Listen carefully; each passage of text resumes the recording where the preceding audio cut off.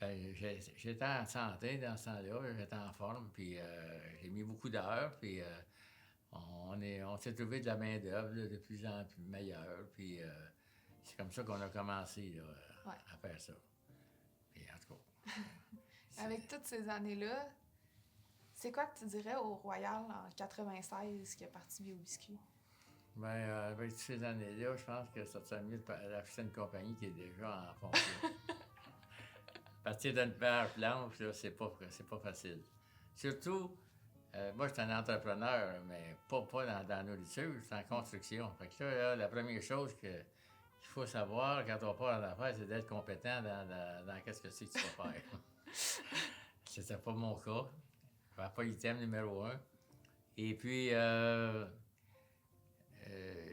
y a aussi, c'est sûr que c'est important, c'est bien s'entourer. Euh, Moi, j'ai toujours engagé des gens plus brillants que moi. Ça. Fait que c'est sûr, chacun est très, très bon dans sa discipline. Et puis, c'est comme ça qu'on bâtit une équipe. C'est sûr, c'est comme le hockey, ça prend des défenseurs, des gens qui marquent des buts, un gardien de but. Ouais. Puis quand ils sont tous bons, bien, il y a des chances de gagner. C'est un peu ça. Et puis, il s'est mis à travailler avec moi. Et puis là, à un moment donné, ben nous autres, on avait des bâtisses industrielles, fait qu'on louait à différentes personnes. Puis là, il y a une personne qui se présente, puis il y avait un projet de faire des BCB, des gâteries pour chiens. OK, seulement des gâteries. Ouais. Et puis là, Pierre, il a regardé son plan d'affaires. Il trouvait ça intéressant. Fait que là, à un moment donné, qu'est-ce qu'on a fait? On a pris une entente avec lui, on lui a acheté son plan d'affaires. Mais c'était très théorique. Ça s'est capoté pareil. Et puis là, c'est ça, on s'est associé avec des personnes qui connaissaient un peu ça. Mais de toute façon, il a fallu que monter cette compagnie-là à partir de zéro. Et puis, c'est pas facile. C'était pas facile. Non, c'est pas facile. Justement, as-tu une anecdote qui t'a marqué durant le développement de BioBiscuit, durant toute ta carrière chez BioBiscuit? Bien, au début, là, on essayait de vendre nos produits. Les acheteurs, ils disaient, bon, quelle expérience vous avez dans ça, vous autres? Ben là, on commence.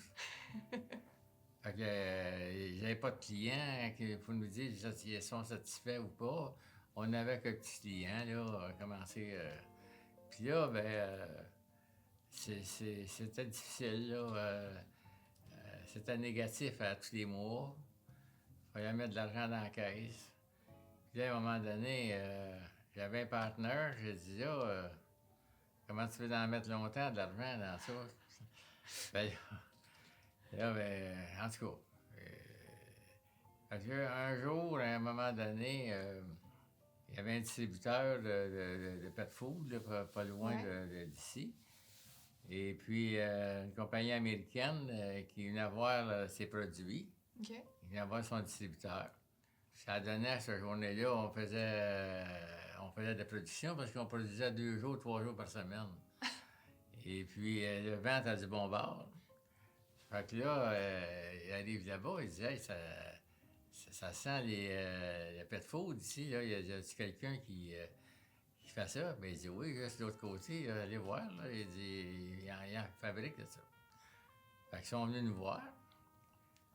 Puis là, il dit, nous autres, on a développé la cuisson de la nourriture cuite au four. Oui.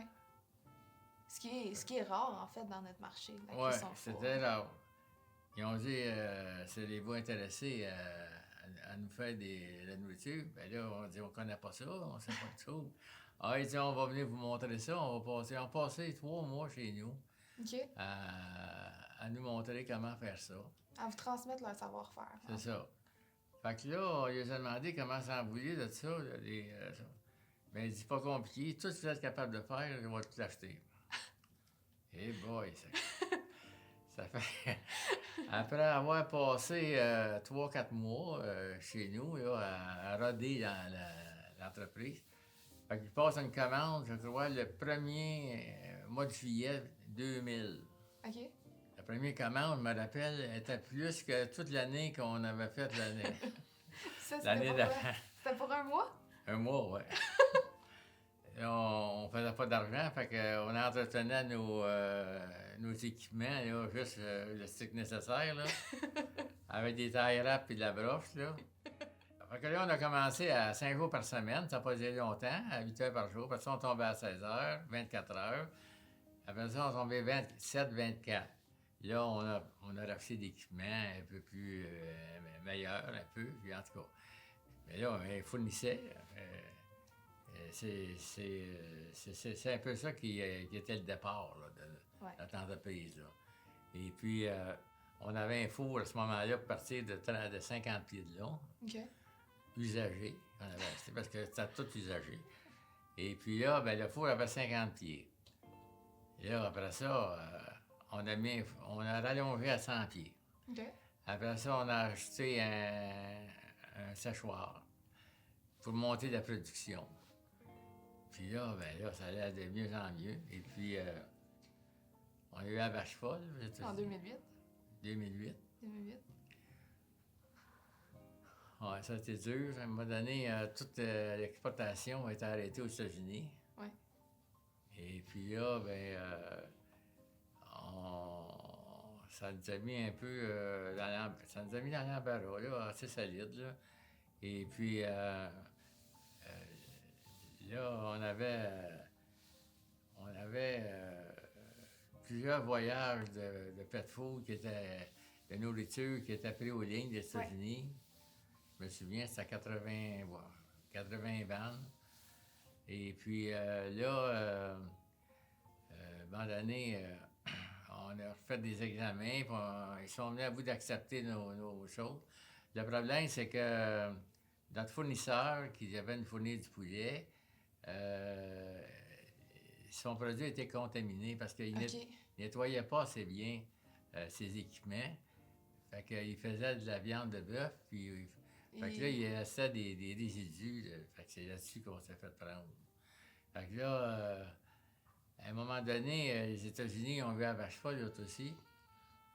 Fait qu'ils comprenaient mieux notre situation. Fait qu'ils ça a bien été, ils ont ouvert les... Ils ont ouvert les frontières. Parce que nous autres aussi, au Canada, on dit, on va vous donner la même médecine que vous avez prescrit. Là. Mais là, ça s'est arrangé. Mais c'était difficile. Oui. Dans toute ta carrière d'entrepreneur, c'est quoi la plus grande leçon que tu as appris sur le terrain? Bien s'entourer. Justement, comme j'ai commencé chez Bio Biscuit, on avait Marie-Claude Dubuc. Oui. Qui est toujours avec nous à ce jour. Qui est toujours avec nous autres, qui avait commencé un an avant l'ouverture.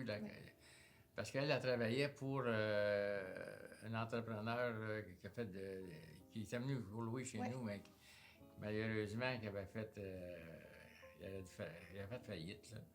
Et puis, mais là, on a pris, avait des bonnes connaissances de ça. Fait que ça nous a aidés, ça. Oui. Et puis, après ça, ben mon gendre, il dit, j'ai un ami qui s'appelle David Gaucher. Oui. Puis lui, il travaille dans un magasin de meubles, il s'ennuie. Ben là, j'ai dit, qu'il vient de me voir. Il n'avait pas le temps de s'ennuyer. Fait que là, David est arrivé en 2000. Il avait 23 ans. Et puis, ces deux personnes-là m'ont aidé beaucoup là, au début. Oui. Ben, moi, ils nous aident encore, ils sont encore pour l'entreprise. Bon. Même David a une participation. Il est rendu copropriétaire. Et puis, là,